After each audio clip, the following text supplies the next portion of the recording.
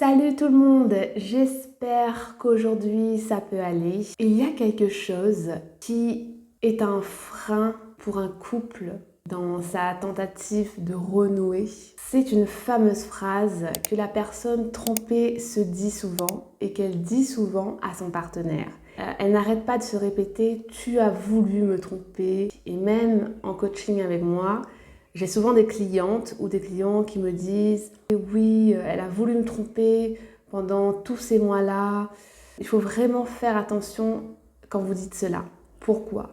Parce que quand on dit que notre partenaire a voulu nous tromper, c'est une phrase qui nous aide à penser que notre partenaire a foncièrement voulu nous faire du mal, alors que ce n'est pas la motivation première de notre partenaire.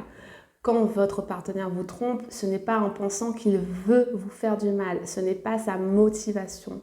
Donc à chaque fois que vous dites que votre partenaire a voulu vous tromper, vous vous faites un mal inutile parce que de votre côté, vous le considérez en fait comme quelqu'un qui a voulu vous faire du mal. Et comment voulez-vous pardonner? Comment voulez-vous avancer avec quelqu'un quand vous vous répétez qu'il a voulu vous faire du mal, ou en tout cas que vous interprétez les choses de cette façon? Non, votre partenaire ne vous a pas, il n'a pas pensé à vous tromper, d'accord? Ce n'était pas la motivation première derrière son geste. Et si vous n'arrêtez pas de dire que votre partenaire a voulu vous tromper ou qu'il a pensé à vous tromper, et en vous répétant cette phrase, vous vous éloignez de votre capacité d'écoute. Parce que bien sûr, pourquoi vous allez être à l'écoute de quelqu'un qui a voulu consciemment vous faire du mal, qui a fait le geste pour vous faire du mal, et vous vous éloignez de votre capacité d'écoute à vous interroger sur le « mais qu'est-ce qui s'est passé à l'intérieur de lui ? Quelles ont été ses vraies motivations pour commettre cet acte qui aujourd'hui malmène notre couple ?» Plus vous vous dites qu'il a pensé à vous tromper, qu'il a pensé à vous faire souffrir, qu'il a voulu vous tromper, eh bien, vous vous mettez vous dans la position de victime. Cette position ne vous aide pas à vous positionner en tant qu'écoutant de ce qui a vraiment pu causer cet adultère. Oui, votre partenaire vous a trompé, mais il n'a pas voulu vous faire du mal. C'est très important pour le cerveau de faire cette nuance parce que vous vous persuadez par tout ce que vous dites. Préférez la phrase « mon partenaire m'a trompé, tu m'as trompé » au lieu de « il a voulu me tromper » qui vraiment peut conduire le cerveau à ne pas vous aider du tout. Vous allez l'interpréter de sorte que votre mari est un bourreau impardonnable. C'est comme ça que votre cerveau va l'interpréter. C'est à vous de choisir si vous souhaitez faire en sorte que votre cerveau vous aide ou pas. Votre cerveau peut être un allié pour vous aider à dépasser cette crise, ou au contraire, il peut vous aider à vous éloigner le plus loin possible de votre partenaire.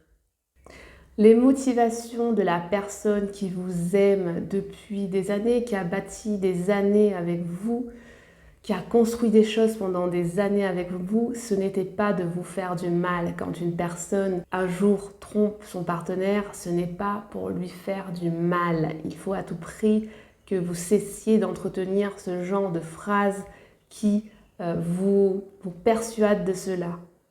Il vous a trompé parce qu'il avait des motivations intérieures, parce qu'il avait des limites, que ce soit dans votre couple ou que ce soit des limites personnelles, mais en aucun cas pour vous faire du mal. Et si votre partenaire est du genre à vous tromper pour vous faire du mal, alors quittez-le, vous n'avez même plus à réfléchir. Alors, on a deux possibilités quand votre partenaire vous trompe pour vous faire du mal, c'est que soit c'est un fou, un pervers, alors dans ce cas je ne vous recommande pas de rester avec lui, ou soit c'est par vengeance, soit peut-être parce que vous l'avez trompé à un moment donné dans votre vie, ou soit parce que vous avez fait quelque chose que lui a très mal vécu et donc il va penser que l'adultère est un moyen équivalent pour réajuster la balance entre vous. Voilà, il y a ces deux cas de figure. Donc la deuxième est quand même peut-être préférable à la première parce que la deuxième se travaille aussi, c'est-à-dire que votre partenaire aura probablement à travailler sur lui. Mais s'il vous a trompé parce que c'est un pervers, eh bien quittez-le. Voilà, j'espère que cette petite vidéo vous aura aidé. Je vous fais des gros bisous. Vraiment, prenez soin de vous.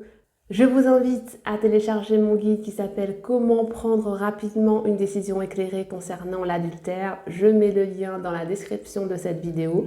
Je vous invite aussi à vous abonner et à laisser un commentaire, ça me fera plaisir et je vous dis à très bientôt.